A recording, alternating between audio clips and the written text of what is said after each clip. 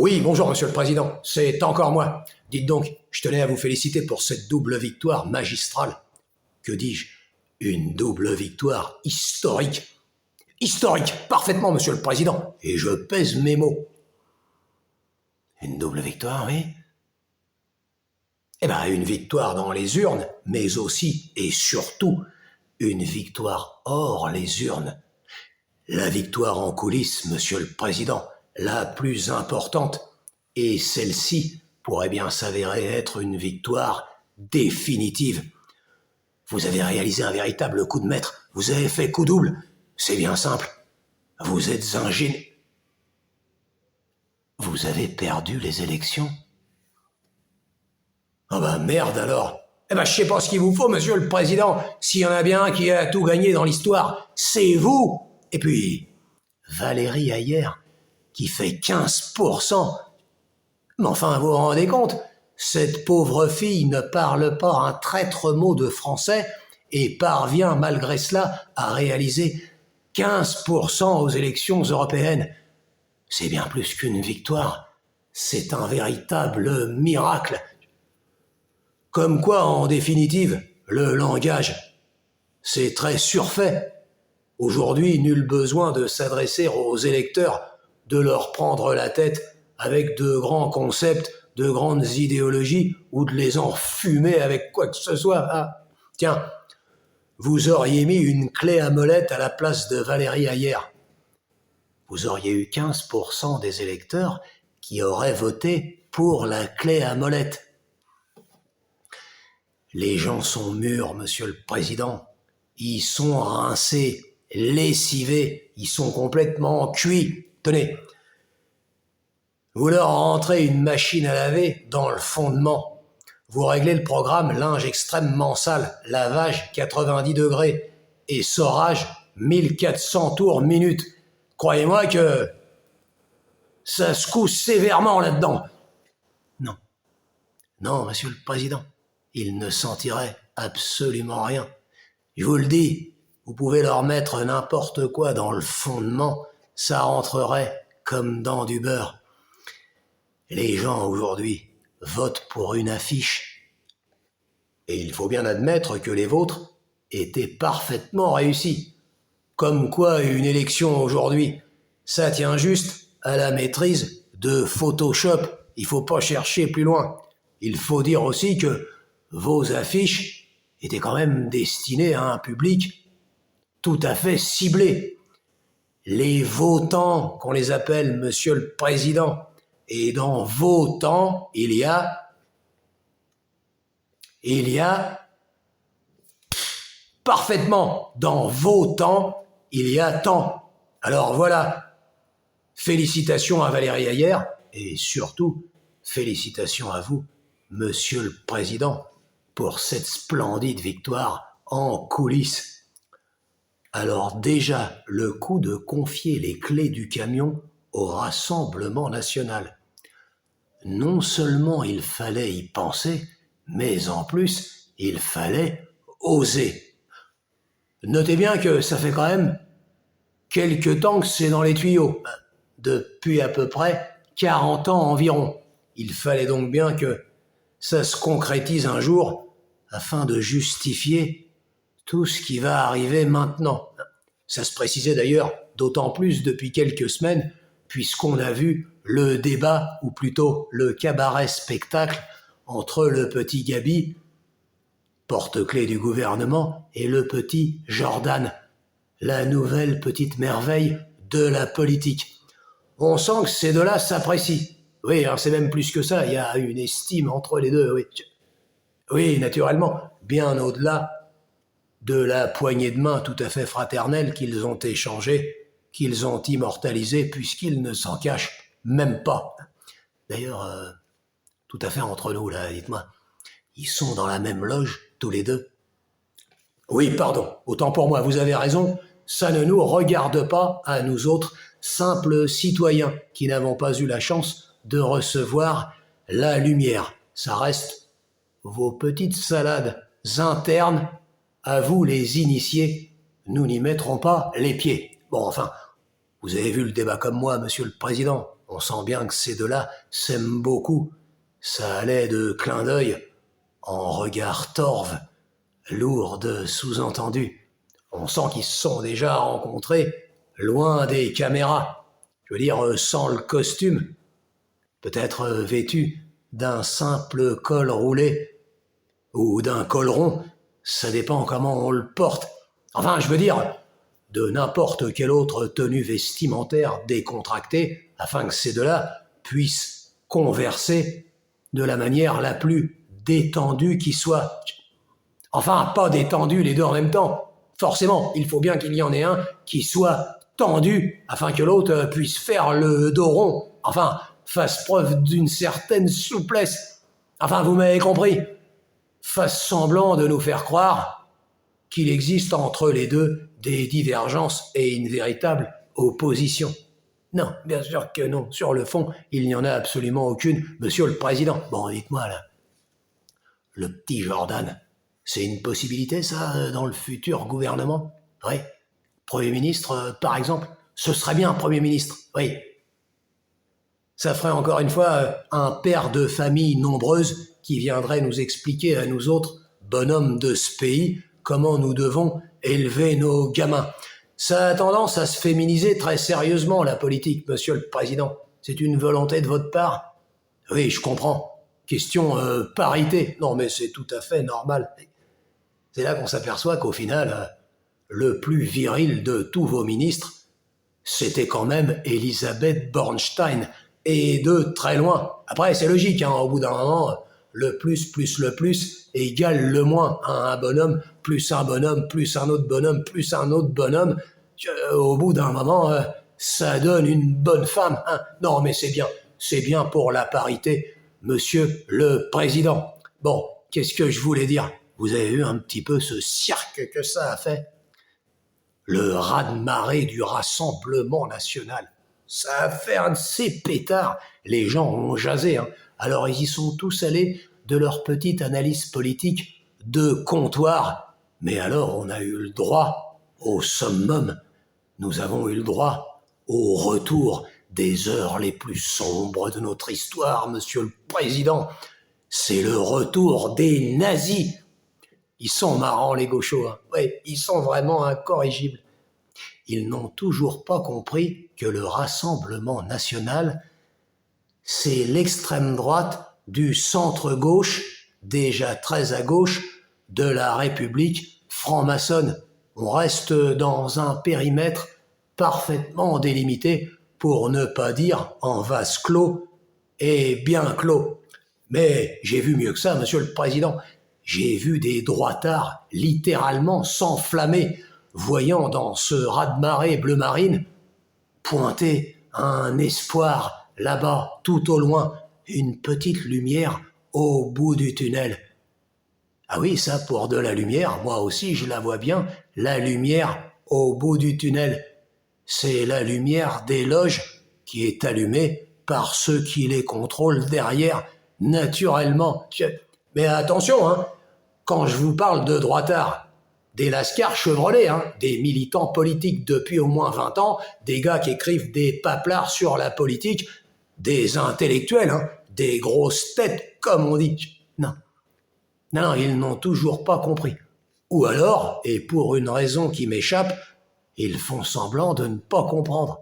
C'est d'ailleurs ce qui me faisait dire la semaine dernière à un copain que, aujourd'hui, le droitard, finalement, c'est un communiste qui s'ignore. Il est soumis au même maître, mais il ne le sait pas. Hein. Bon, alors évidemment, hein, le gauchiste, lui non plus, ne sait pas à qui il est soumis. Mais lui, il a des circonstances atténuantes. Le gauchiste, il a toujours un métro d'avance. Vous lui balancez n'importe quelle cause à défendre, n'importe quelle idéologie, il plonge la tête la première, sans même vérifier la température et la profondeur de l'eau. Ils y sont tous allés, Monsieur le Président. Alors en tout cas, même les francs-maçons, qui ont sûrement répondu à votre appel, se sont fendus de leur petit communiqué. Tous ensemble constituons un gigantesque front républicain, un front populaire, pour être unis face au nazisme qui est de retour. même les joueurs de football s'y sont mis dans leurs conférences de presse précédant le match de l'Euro. Ils sont marrants, les francs-maçons. Oui. Ils nous ont déjà fait le coup à la révolution satanique dite française. Hein. Ah bah, attendez, manipuler tout le monde, et puis se disputer pour des bisbilles, pour au final se bouffer véritablement la gueule entre eux, hein, puisqu'ils ont fini par se décapiter les uns les autres. J'espère pour eux quand même que il n'y aura pas de bis repetita. Hein. Non, monsieur le président. Allez, laissons toutes ces fadaises. Vous et moi savons très bien que l'essentiel est ailleurs. L'essentiel est en coulisses, monsieur le président. Alors, si on résume, dissolution de l'Assemblée nationale, organisation d'élections législatives, bien évidemment, à l'issue de ces élections, vous n'aurez pas la majorité et vous décréterez ne plus pouvoir gouverner. Par conséquent, en grand seigneur, vous quitterez la piste sur un dernier geste de grande classe dont vous avez le secret. Ne pouvant plus gouverner, vous démissionnerez. Ainsi, vous n'aurez pas été au bout de votre mandat et par conséquent, vous pourrez vous représenter une troisième fois. Alors, vous m'interrompez, hein, si je me trompe. Jusqu'ici, j'ai tout bon. J'en étais sûr, monsieur le président. J'en étais persuadé. C'est bien, c'est très bien, mais ce n'est pas assez. Il faut aller plus loin. Il faut aller beaucoup plus loin. Venez, approchez. Approchez, je vous dis. Non, pas trop près. Voilà ce que vous allez faire. Vous allez faire une petite entorse à la constitution franc-maçonne de ce pays. Vous allez lui donner un petit coup de canif. Hein. Ça, vous savez faire. Hein. Bon, vous avez l'habitude. Parfait. Avant les prochaines élections présidentielles. Élections qui, naturellement, et comme toutes les élections, sera truquée. Truquée en votre faveur, cela va sans dire. Avant les prochaines élections, disais-je, vous allez faire inscrire dans la Constitution que celui qui sera élu président de la République, vous, en l'occurrence, sera élu à vie. À vie, oui. Comment ? Vous n'y avez pas pensé ? Non, mais... Ah, vous me gênez, monsieur le président. Non, mais ne me remerciez pas. Bah, attendez, c'est quand même la moindre des choses. Et puis, pour être parfaitement honnête avec vous, je pense aussi à moi, hein. Et si vous n'êtes plus président, qu'est-ce que je deviens ? Avec qui je vais parler, hein ? Bon, alors vous avez compris. Une simple entorse à la Constitution, vous êtes président à vie. Et vous savez ce que ça signifie ? Ça signifie que vous allez marquer l'histoire, monsieur le président. L'histoire avec un grand H. Vous, président à vie, vous avec vos petits copains, vous aurez enfin les mains libres. Les mains libres pour instaurer votre régime totalitaire. Un régime socialo-communiste, car l'avenir de l'humanité sera socialo-communiste ou ne sera pas. De la même manière, vous pourrez tuer dans l'œuf toute tentative de rébellion. Si ce n'est pas suffisant, vous pourrez la tuer dès la crèche. Le peuple élu régnera sur l'humanité et nous autres, les gentils, serons réduits à l'esclavage. Nous serons soumis, contraints d'obéir aux 7 lois de Noé. Je vois des murs, monsieur le président. Des murs gigantesques. Des murs infranchissables devant lesquels nous serons obligés de nous prosterner, de nous flageller, de nous lamenter sous peine de mort. Et voilà comment, enfin, une fois pour toutes, nous en aurons terminé avec la civilisation chrétienne. Pan ! début de Jésus-Christ. Un gigantesque cataclysme, un Big Bang, après lequel naîtra l'homme nouveau, l'homme régénéré, l'homme purifié de ses péchés, dans la souillure et dans le sang. Ainsi sera parachevée l'œuvre de la révolution satanique dite française, et la République universelle asservira le genre humain pour l'éternité. Ainsi soit-il. Amen. Oh, pardon, monsieur le président. Je sais pas ce qui m'a pris. Je suis littéralement sorti de mon corps. Faut dire, c'est tellement beau comme projet que j'en ai encore la chair de poule. D'ailleurs, c'est vrai que si les gens connaissaient la nature véritable de votre projet, eux aussi auraient la chair de poule et s'organiseraient différemment plutôt que de réserver leur dimanche à aller mettre un bout de carton dans une urne. Non, rassurez-vous, la plupart des gens ne connaissent pas la nature du projet, monsieur le président. D'ailleurs, ils ne savent même pas ce qu'est le noachisme. Je vous garantis, pour la plupart d'entre eux, le noachisme, c'est un amour immodéré pour les Chinois. D'ailleurs, parlant de ça, les 7 lois là auxquelles on va devoir se soumettre, ces 7 lois en plus des 10 commandements, ou alors on en retire 3 pour qu'il n'en reste que 7. J'ai strictement rien pigé. Oui, non, vous m'expliquerez ça une prochaine fois à tête reposée, c'est pas le sujet. Bon, vous m'avez compris, monsieur le président. Vous êtes en passe d'écrire l'histoire avec un grand H. C'est pas le moment de se louper. Si j'ai voté, ma foi, non, monsieur le président. C'est pas de ma faute, hein. C'était pas faute de vouloir le faire, hein, mais je ne pouvais pas. J'avais barbecue. Barbecue, oui. Attendez, m'engueulez pas, j'y suis pour rien, moi. Si vous foutez toujours les élections le dimanche. Attendez, il fait beau une fois tous les 6 mois, et il s'avère que dimanche dernier, il faisait extrêmement beau. Alors, vous savez ce que c'est, hein, le temps de monter le barbecue, de cuisiner, de boire un coup, de discuter un peu, et on regarde l'heure et c'est trop tard. Les bureaux de vote sont fermés.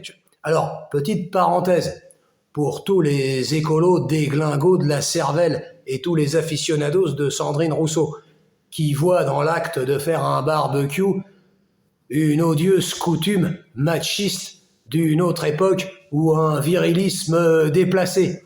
Je tiens à préciser qu'il s'agissait d'un barbecue 100% wok. Nous avons dégusté une viande végétale de synthèse non binaire. C'est réalisé à base de déchets recyclés, de déchets bio, je précise. Le tout arrosé d'un petit vin de pays de derrière les fagots. Non, le vin était des Pays de Loire, monsieur le président. Il faut bien se faire plaisir, je précise. Naturellement, un vin sans alcool. Et sans raisin aussi, pour respecter la nature et la protéger. Si, c'est possible. Aujourd'hui, tout est possible, monsieur le président. Tenez d'ailleurs, la viande végétale de synthèse non binaire a été cuite dans un barbecue qui ne fait ni flamme ni fumée, pour respecter l'empreinte carbone et le réchauffement climatique. Et je vous dis, ce fut un barbecue 100% républicain 2.0. Bon, fin de la parenthèse culinaire. Donc voilà pourquoi je n'ai pas pu aller voter monsieur le président. Je vous l'ai dit, il fait beau une fois tous les 6 mois. Et quand je vous parle de ça, je ne parle pas simplement de la luminosité, je parle aussi et surtout de la température. Nous arrivons au mois de juillet. Vous avez vu comment je suis sapé? Une chemise en poil de chameau, un polaire, et encore, vous ne voyez pas la sous-couche thermique réalisée à base de polystyrène expansé et de laine en papier de verre. Je peux vous dire que le bonhomme et parfaitement isolé. Bon, enfin bref, non. Si j'avais pu, Monsieur le Président, je serais allé voter. Je serais allé voter pour la première fois de ma vie. Non, je n'ai jamais voté de Monsieur le Président. Pas une seule fois. De 18 à 51 ans, soit 33 ans sans voter. 33, c'est marrant ça. On peut donc dire que je suis 33e degré de résistance à la République franc-maçonne. Ça se fait. Non mais Monsieur le Président, là j'avais lu les programmes. C'était une prise de tête. C'était compliqué. Faut dire, il y avait combien ? 38 listes ? 52, oui. Faites attention, hein. Trop de choix tue le choix. Oui, je sais, c'est fait exprès. C'est pour faire croire que les gens ont le choix, et plus on a le choix, plus c'est de la démocratie, et qu'il n'existe pas naturellement. L'œuvre du démon, Monsieur le Président. Bon, enfin bref, si j'avais été voté, j'avais jeté mon dévolu sur une liste. J'aurais voté pour eux. Le parti animaliste. Non mais franchement, il est pas craquant. Enfin, elle, hein, puisque votre truc non-binaire, ça fonctionne aussi sur les bêtes. Leur programme ? Eh ben, j'en sais rien, je l'ai pas lu. Ah ben, je fais comme les autres. Je vote pour la photo sur l'affiche, et franchement, il est nettement plus beau que tous ceux qui se sont présentés. Faut dire, c'est pas tellement difficile. Et puis, question de gamberge aussi. Moi, par exemple, j'en ai marre d'être gouverné par des rats. Alors je me suis dit qu'en élisant des chats, peut-être que les chats finiraient par chasser les rats et laisser les rats. Non, pas laisser les rats. Je viens de vous le dire, chasser les rats et laisser les rats aussi. Oui, bah ça va, hein. Raymond DeVos en a fait des nettement plus sophistiqués. Bref, vous m'avez compris. J'aurais voté pour les chats afin qu'ils puissent chasser les rats et laisser les rats. Non, mais je ne vote pas, Monsieur le Président. Ah, mais je sais bien. Je sais bien que je vais être attaqué. Des gens qui votent vont venir me dire « Oui, bah alors, tu votes pas, dans ce cas-là, t'as pas à te plaindre. » Et bien, le problème, c'est que moi, je ne me plains pas. Vous connaissez la phrase de Jean Gabin, Monsieur le Président, hein, qui disait « Moi, monsieur, je ne vote pas, je subis. » Hein. Bon, la seule différence, c'est que ceux qui votent choisissent ceux qu'ils vont subir en pensant qu'il est préférable de choisir des gens qu'on leur impose. Au final, ça revient exactement au même. Hein. Nous subissons tous de la même manière. Non mais je le sais, Monsieur le Président, je le sais. Ils vont venir et ils vont me dire c'est de la faute de ceux qui votent pas. Vous participez au système. Ah ben ça, j'ai jamais compris, Monsieur le Président. Je ne comprends pas comment on peut participer à une chose à laquelle on ne participe absolument pas. Tenez, vous savez ce que je leur répondrais, moi ? Bah tiens, c'est un peu comme pendant la pandémie. Vous vous souvenez ? Vous nous avez tous assignés à résidence, enfermés comme des rats. Bon, qu'est-ce qui s'est passé ? On a dit aux gens, si vous voulez retrouver la liberté, comme si c'est vous qui déteniez notre liberté. Bon, entre parenthèses. Bref, si vous voulez retrouver votre liberté, il faut vous faire injecter le poison du vétérinaire Bourla. Certains ont fait quoi ? Ils se sont dit, bon, allez, ça vaut le coup, on joue le jeu, une petite picouse, et hop, on est libre. Seulement, il y en a, comme moi, qui n'ont pas voulu, rien à faire. Qu'est-ce qu'ils ont fait, les injectés ? Ils nous ont regardés, ils ont fait les gros yeux. Ils se sont dit, c'est à cause de vous. Parce que vous n'êtes pas injectés, donc non seulement on doit se farcir une injection tous les 36 du mois, en l'occurrence tous les 3 mois, mais en plus de ça, on nous a imposé la muselière en extérieur et le pass sanitaire. C'est de votre faute, parce que si vous aviez participé à la grande kermesse, on serait tous injectés 12 fois, et tout ça serait de l'histoire ancienne. C'est exactement la même chose, Monsieur le Président. Là, ils vont dire, c'est de votre faute, on sort pas du système parce que vous ne votez pas. Tiens, pour être plus clair encore. Prenez la cage avec la roue et le hamster dedans. Bon, vous avez le propriétaire, hein. Lui, il a sa cage, il a sa roue, il met les hamsters dedans. Il leur dit, allez-y, pédalez. Plus vous allez pédaler, plus vous allez produire de l'électricité. Alors les hamsters, ils pédalent à mort, hein. L'électricité, c'est pas pour eux, hein. Eux, ils profitent de rien. Tout ça, ça va directement au propriétaire de la cage. Une fois que les pauvres hamsters sont lessivés, que le proprio les a rincés, qu'est-ce qu'ils font? Ils crèvent d'épuisement au final. Ils sont remplacés par d'autres hamsters. Puis à un moment donné, quand même, il y en a qui commencent à sentir un peu l'arnaque. Le propriétaire, lui, il est malin, qu'est-ce qu'il fait? Il donne un coup de pinceau. Il repeint la cage, il repeint la roue avec une autre couleur, et là, les hamsters se disent, venez, c'est peut-être pas pareil, on nous propose autre chose. On va pédaler, on va tenter le coup, peut-être qu'on sortira du système. Et ainsi de suite, jusqu'à ce que mort s'en suive. Et puis, il y a d'autres hamsters qui les regardent pédaler. Mais enfin, ils sont complètement cons, ils pourront jamais sortir du système en pédalant. Alors les hamsters leur disent, venez, regardez, dans un coin de la cage, il y a une petite faiblesse. Si on s'y met tous, on en croque un bout et on fait un gros trou comme ça. Et on se barre. On sort du système. Et le système et le propriétaire, eh ben, ils restent tout seuls comme des gros cons. Non, les gens veulent pas le croire, monsieur le président. Ils continuent de voter. Ah, mais je sais bien, je vais me faire attaquer. Ah ben, il y en a qui vont dire, parmi toutes les listes, il y en a qui étaient quand même pas bien, qui étaient quand même pas mal, pardon, les souverainistes, ils voulaient sortir de la merde, etc. D'ailleurs, à ce sujet-là, dites donc, comment vous les comptabilisez, vos voix, monsieur le président, lors des élections? Expliquez-moi comment le chat qui sort d'absolument nulle part, hein, personne ne le connaissait, comment est-ce qu'il arrive à faire plus de voix que les deux compères, là, les Dupont et Dupont de la dissidence grand public?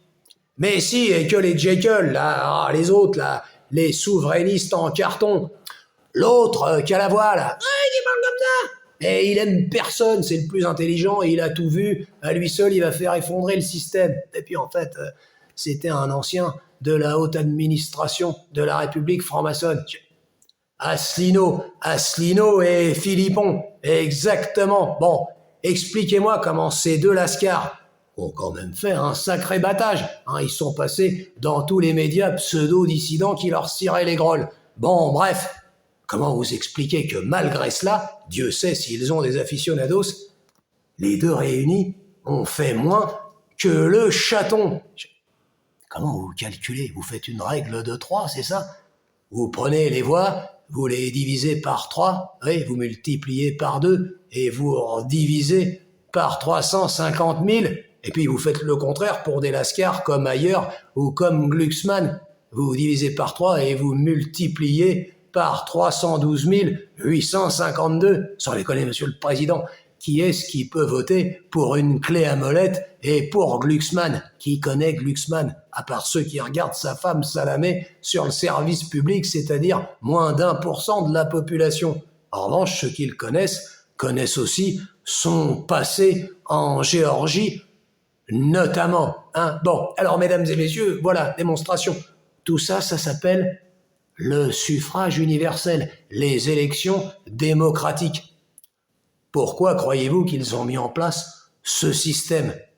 Parce qu'ils le maîtrisent parfaitement. Par ailleurs, si un candidat était véritablement dangereux, croyez-moi qu'on ne l'aurait pas laissé se présenter, ou alors on l'aurait mis dans un coin, immobilisé, invisibilisé, vous n'en auriez même pas entendu parler. Hein. Je connais personne qui a été emprisonné par la DGSI pour avoir mis un bulletin de vote pour Philippot, Asselineau ou pour Bardella. Vous voyez, c'est qu'au final, ça doit pas être bien dangereux pour le système en question. Bon, admettons, monsieur le président, je vais être bonne patte. Admettons qu'on vote pour des souverainistes. Alors, entre parenthèses, il faudrait peut-être vérifier la définition du mot souverain, souveraineté, et à quoi ça se rapporte. Attention, petit piège. Nation souveraine, souveraineté de la nation. Hein. La nation n'est pas le peuple. Et la nation à laquelle se réfèrent ces gens est la nation révolutionnaire, la nation franc-maçonne. Vous voyez? C'est pas la même chose, hein. Nation, peuple. Attention, petit piège. Bref, fin de la parenthèse. En admettant, on vote pour les souverainistes qui vont nous sortir du traquenard, nous sortir du merdier. On va se barrer de l'euro et tout sera bien. Alors, premièrement, on est bien d'accord qu'on vote pour des députés européens dans un parlement qui ne sert strictement à rien, qui n'a aucun pouvoir. De la même manière que le parlement français. Hein, vous vous souvenez? Moi, je suis pas d'accord avec la loi. 49.3, ferme ta gueule. Et les mecs ferment tous leur gueule. C'est pareil là-bas. Hein, au-dessus d'eux, il y a la Commission européenne qui a élu von der Leyen et toute sa clique de mafieux. Absolument personne. Hein, pourtant, c'est eux qui écrasent le Parlement européen. Et dites-vous bien, comme je l'ai déjà précisé, que la Commission européenne, c'est des sous-fifres seulement. Des sous-fifres de la caste dirigeante, mais des sous-fifres quand même. Les véritables élus se tamponnent comme de l'an 40 d'un bulletin de vote. En revanche, ils font tout pour conserver ce système et pour organiser des élections afin que nous puissions élire ceux qui vont leur servir de larbin pour mettre en place leur politique et leurs idéologies mortifères. Vous voyez, on est quand même très loin du compte. Mais admettons, les souverainistes nous disent « on sort de l'Union européenne ». Alors il faudrait déjà qu'ils en aient la latitude. Je ne suis pas certain qu'avec les textes actuels, de simples députés européens qui ne servent à rien aient le pouvoir de sortir de tous ces organismes mafieux. Hein, quand j'entendais certains dire « oui, l'autre il a oublié une virgule, il a oublié de signer, c'est bon, c'est caduc, ça compte pas ». Sans déconner, des conneries j'en ai entendu, mais des comme celle-là, faut reconnaître que vous décrochez la timbale. Vous pensez vraiment qu'un système qui est mis en place depuis des dizaines d'années, voire des siècles, qui est parfaitement verrouillé, va s'effondrer parce qu'un président a oublié de signer un paplard? Oui? Pensez un peu mieux. En admettant, au bout du bout, les députés nous sortent de l'Union européenne. On revient en France. Bon. Je rappelle que la Suisse, par exemple, n'est ni dans l'Union européenne, ni dans l'OTAN. Sauf erreur de ma part. C'est exactement le même merdier là-bas. Hein. Invasion migratoire, franc-maçon, wokisme, LGBTisme, soumission de la population, etc., etc. Je rappelle aussi que Davos, malgré le nom exotique, c'est pas au Nicaragua. C'est également en Suisse. Bon. On revient en France donc. Alors, bien évidemment, enfoncer de telles portes ouvertes, n'importe qui peut le faire pour appâter la clientèle. Vous allez sur une planète où existe une civilisation extraterrestre. Vous prenez le plus abruti d'entre eux. Vous lui expliquez, au bout de 5 minutes, lui a compris qu'évidemment, nous devons sortir de l'Union européenne bolchevique, de l'OTAN, organisation terroriste anti-nation, et de l'OMS, l'Organisation mondiale de la seringue, dirigée par un ancien terroriste trotskiste. Nous sommes tous d'accord là-dessus. Oui, en admettant qu'on sorte de tout ça, et comme je le disais, on revient en France. Vous savez la question que je leur poserai, moi, Monsieur le Président, à ces têtes de liste, à ces meilleures volontés, je leur poserai cette simple question. Puisque vous êtes transparent avec le petit peuple et que vous voulez notre bien, pouvez-vous nous confirmer à haute voix que vous reniez cette république talmudo-maçonnique, que vous reniez tous les principes de la révolution satanique dite française? Vous leur posez cette question, et puis ensuite, vous attendez leur réponse. Hein? La réponse, on la connaît. Ils vont renier absolument que dalle. si on poursuit la réflexion, toute élection confondue, hein? Vous au pouvoir, monsieur que je compte élire parce qu'il a de gentils discours et qu'il s'oppose apparemment au système en place. Par exemple, est-ce que vous décréterez que le 14 juillet deviendra un jour de deuil national eu égard au génocide perpétré sur notre sol durant la révolution satanique dite française, plutôt que de le célébrer. On en revient à renier cette république. Par exemple, ce serait déjà un début de réponse. De la même manière, puisqu'on vote pour des députés qui ne servent strictement à rien, il n'en demeure pas moins que ces députés touchent 7 706 € net, je crois, par mois, plus 4 950 € de défraiement. Défraiement, c'est pour le petit personnel. Rigolez pas, c'est nous qui payons. Bon. C'est-à-dire qu'ils émargent à plus de 12 000 € par mois. Ça serait bien que les députés qui veulent se faire élire disent tous en chœur, d'un commun accord, nous allons abandonner tous nos privilèges et nous allons travailler pour, par exemple, 2500 balles par mois. C'est largement suffisant. En guise de solidarité, puisque tout le pognon est aspiré, tandis que nous avons du mal à nous chauffer, certains de nos compatriotes ne bouffent pas quand ils ne crèvent pas la gueule ouverte dehors sur le trottoir. En vertu de quoi un député qui ne sert à rien, qui n'a aucun pouvoir, toucherait 12 000 € par mois. Qui remet ça en cause? Moi, monsieur le président, je sais bien que c'est pas tout à fait votre credo. Si je devais voter, j'aimerais bien élire des gens, des sages, autant que faire se peut, qui travailleraient pour 2000 ou 2500 balles par mois, qui se consacreraient uniquement au bien commun et à rien d'autre, au retour de l'ordre, au retour de la justice, et qui feraient simplement en sorte que le peuple soit le plus heureux possible. Des gens qui seraient incorruptibles. Des gens qui seraient incorruptibles moralement et naturellement, financièrement, qui ne seraient pas soumis à la finance, mais qui auraient plutôt la botte sur la tête de la finance, sur la tête du serpent, prêt à l'écraser plutôt que de lui obéir.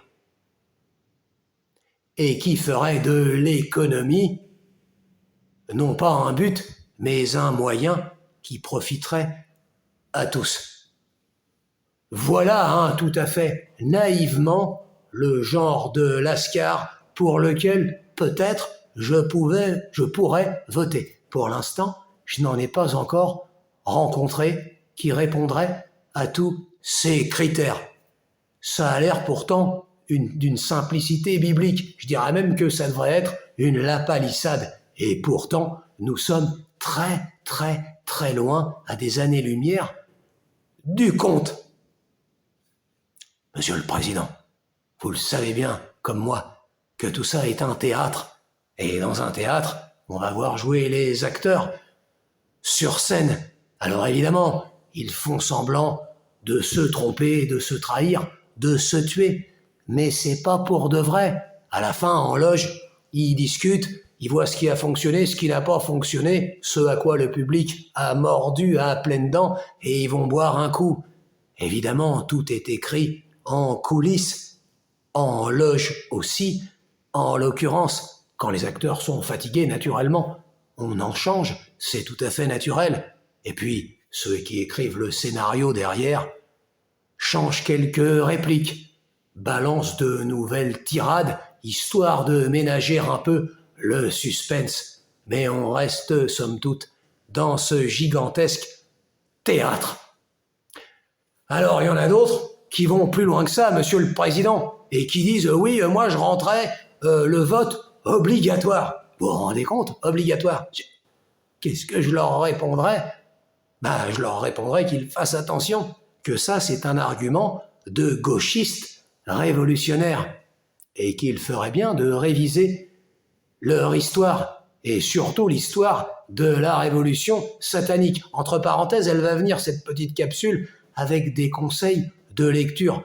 Croyez-moi que plus jamais vous ne souhaiterez imposer le vote.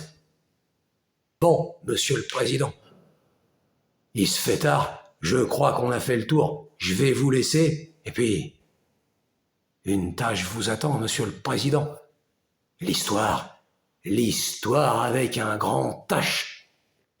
Oui, l'histoire avec une grosse tâche également, monsieur le président. Bon, allez, si je repense à quelque chose, ce coup-ci, je reviens vers vous. Parce que c'est notre projet!